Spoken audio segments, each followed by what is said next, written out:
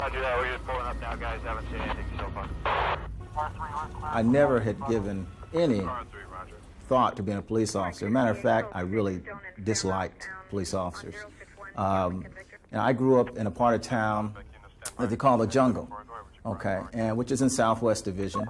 And if you were with, if there were 3 or 4 guys together, police would come by and they'd always jack you up.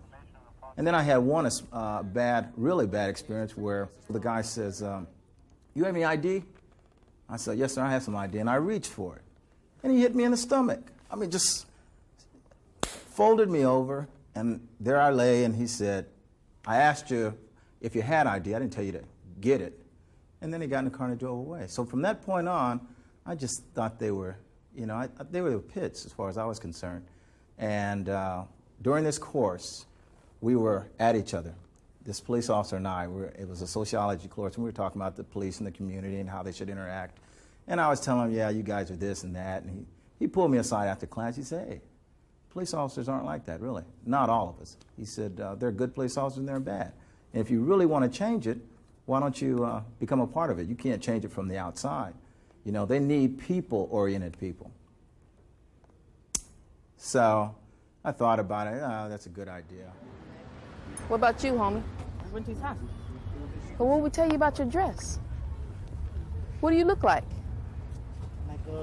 Like a Like what? 38th Streeter? Huh? I told you, you cannot ride my streets looking like a gangster. Didn't I tell you that? I don't know you. You don't know me? Okay. Let me guess. You live on 43rd Street? No? Where do you live? I'm 45th. Oh, Scrappy know me, huh? Guess what I saw? I grew up here. I kind of understand the community, and I figured I'd stay in the community. And I have. The last 13 and a half years, I've stayed on the south end of town and worked all the south end divisions, southeast, southwest, 77th, Harbor, Newton, you know, and I just felt like these are the places that where I grew up. These are the places that I ran the streets as a kid. I understand the people. This is where I can do the most good, and I love it. I mean, I just can't think of anything else. They shoot all night. Shoot all night long. Yeah, you know, yeah. I know what you're saying. All night, man. I mean, you know, don't. Yeah, a bunch of stuff went on yesterday. See, don't anybody sleep at night no more? You think not, wouldn't you? You see, but you get that on that dope. You see, that dope. People walking like the living dead all night long. 409, do you have any? They're hanging out because they're going back. They've had 18, 19 shootings in the last 3 days. That's right. You can just boom, boom, boom. You shoot, yeah. For no reason at all. Yeah. Passing walking northbound Long Beach Avenue on the west side of the street toward 41st, writing on the walls. Code 2, incident 4424. When you run, you make me think maybe you've done something illegal. You know what I'm saying? If you have nothing, if you have done nothing, then you don't have to worry about running, right? Okay. I mean, if you were in my shoes, you'd think the same thing, wouldn't you?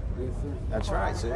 And that leads me to believe that maybe you were into some illegal activity earlier tonight, and you thought maybe we knew who you were, so you figured you'd try to run away, but you know you can't outrun these bikes, don't you?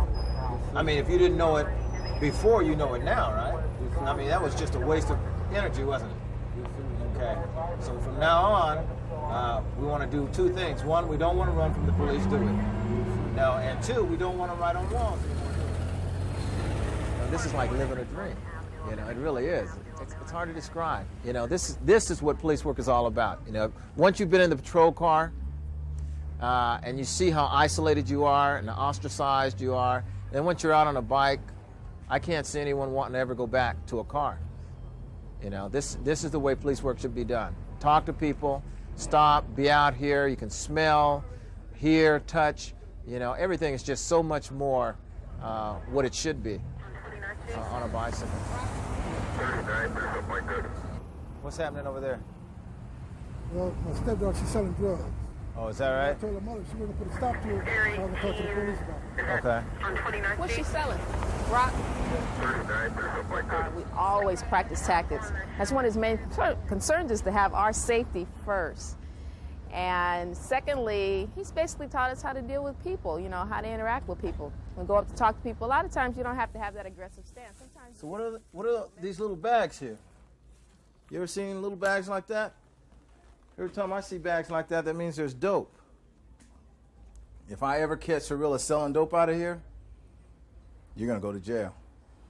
Serious as a heart attack. You understand what I'm saying? So if she is dealing dope out of here, you better tell her to take it somewhere else. I'm close. I got a feeling that it's here. I just can't find it. And I walk out of here, you're probably going to go, whew. No. But the next time, I'll find it. I'll find it next time. You don't really worry about, you know, being shot or being attacked by someone. I'm more afraid of maybe a car hitting me because he doesn't see me than being, you know, attacked by somebody on the street. That's just not a fear that, you know, I happen to have. And again, it comes from living in the neighborhood and knowing that 99% of the people here are good people, you know, and only a fraction of a percent. I was telling Danny that 4-1 in San Pedro selling dope big time. So I thought when we leave here, we'll swing down by there and see what we see. Mm-hmm. In the park? Yeah, then we can go down by the park. I mean, in the park. 4-1 in San Pedro is the park. Because we were just there. And see what they're doing there, and then we'll kind of just work our way to 5-1 in Central, since that's your favorite location. Sergeant Tate has really taught me a lot. You know, reading people, how to look at things, and you know, just work with people and stuff. Working with gang members, everything. He knows a lot. He's taught me a lot. Back up and give him some air, people.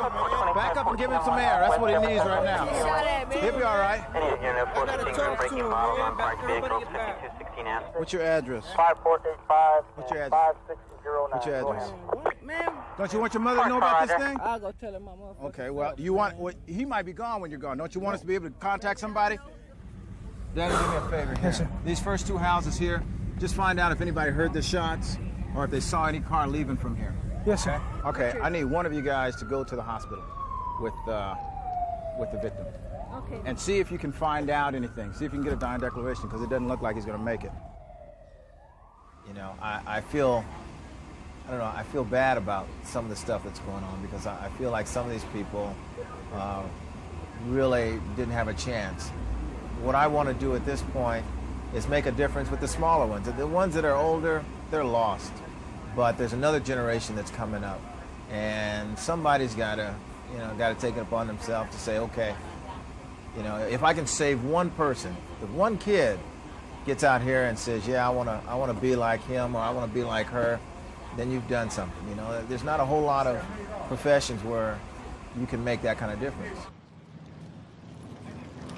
I really would like to see the community and police build a better relationship. We've got to build a sense of community.